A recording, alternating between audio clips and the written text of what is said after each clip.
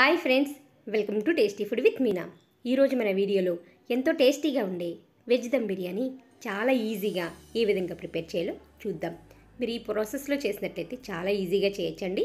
ముందుగా స్టవ్ మీద కడాయి పెట్టుకుని 1/2 లీటర్ వాటర్ని యాడ్ చేసుకోవాలి. ఈ వాటర్ వేడైన తర్వాత 1 కప్పు బంగాళాదుంప ముక్కలు, 1 కప్పు క్యారెట్, అలాగే 1/2 కప్పు బీన్స్, 1 కప్పు క్యాలీఫ్లవర్ని వేసుకుని 1 table spoon salt, 1/2 table spoon పసుపు వేసుకుని 40% వరకు కుక్ అయ్యేలా చూసుకోవాలి. చూసారు కదండి, ఈ విధంగా 40% వరకు కుక్ చేసుకోవాలి. ఇప్పుడు ఈ వాటర్ని మనం ఈ విధంగా స్ట్రైనర్లో వేసుకుని వాటర్ అంతా తీసేసేద్దాం. వీటినన్నిటిని ఒక బౌల్లోకి తీసుకుని 1 టేబుల్ స్పూన్ కారం, 1 టేబుల్ స్పూన్ ధనియాల పౌడర్, 1 టేబుల్ స్పూన్ ఉప్పు, 1/2 టేబుల్ స్పూన్ జీలకర్ర పొడి, 1 టేబుల్ స్పూన్ గరం మసాలా, 1 గుప్పెడు పచ్చి బఠానీని కూడా యాడ్ చేసుకోండి. 4 పచ్చిమిర్చీల్ని పొడుగ్గా చీలుకుని వాటిని కూడా యాడ్ చేసుకోవాలి. 1 టేబుల్ స్పూన్ అల్లం వెల్లుల్లి పేస్ట్, అలాగే 2 టేబుల్ స్పూన్ల ఫ్రెష్ క్రీమ్ని యాడ్ చేసుకోండి. మీ దగ్గర ఫ్రెష్ క్రీమ్ కనుక లేనట్లయితే పాలమిగడ్ని యాడ్ చేసుకోవచ్చు. 1/4 కప్పు పుదీనా, 1/4 కప్పు కొత్తిమీర, అలాగే 1 గుప్పెడు క్యాష్యూస్ని కూడా యాడ్ చేసుకోవాలి.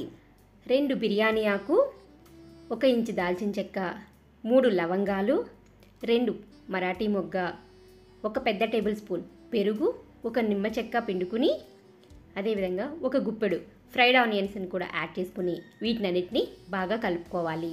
ఈ విధంగా బాగా కలుపుకున్న తర్వాత దీంట్లో 4 లేదా 5 టేబుల్ స్పూన్ల ఆయిల్ని కూడా యాడ్ చేసుకుని ఒక 20 నిమిషాల పాటు పక్కనుంచుకోండి.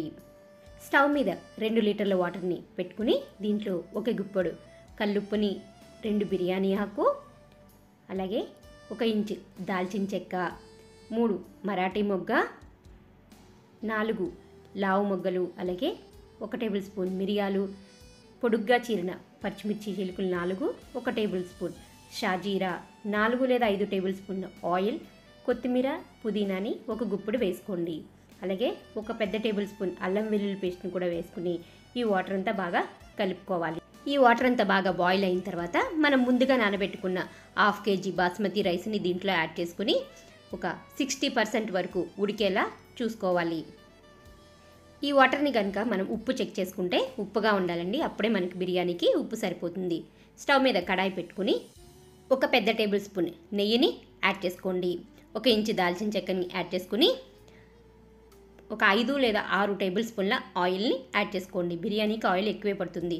ఈ విధంగా ఆయిల్ హీట్ అయిన తర్వాత మనం ముందుగా కలిపి పెట్టుకున్న వెజిటబుల్స్ అన్నిటిని వేసి ఒక 2 నిమిషాలు ఉడికిన తర్వాత 60% వరకు ఉడికిన రైస్ని ఈ విధంగా లేయర్స్ కింద వేస్తూ ఉండాలి. మనకి పక్కన రైస్ ఉడుకుతూ ఉంటుంది. ఈ విధంగా లేయర్స్ కింద వేసుకుని మధ్యలో కొంచెం బిర్యానీ మసాలా లేదా గరం మసాలాని జల్లుకుని కొత్తిమీర, పుదీనా ఒక లేయర్ వేసుకుని మళ్ళీ రైస్ని యాడ్ చేసుకుంటూ ఉండాలి.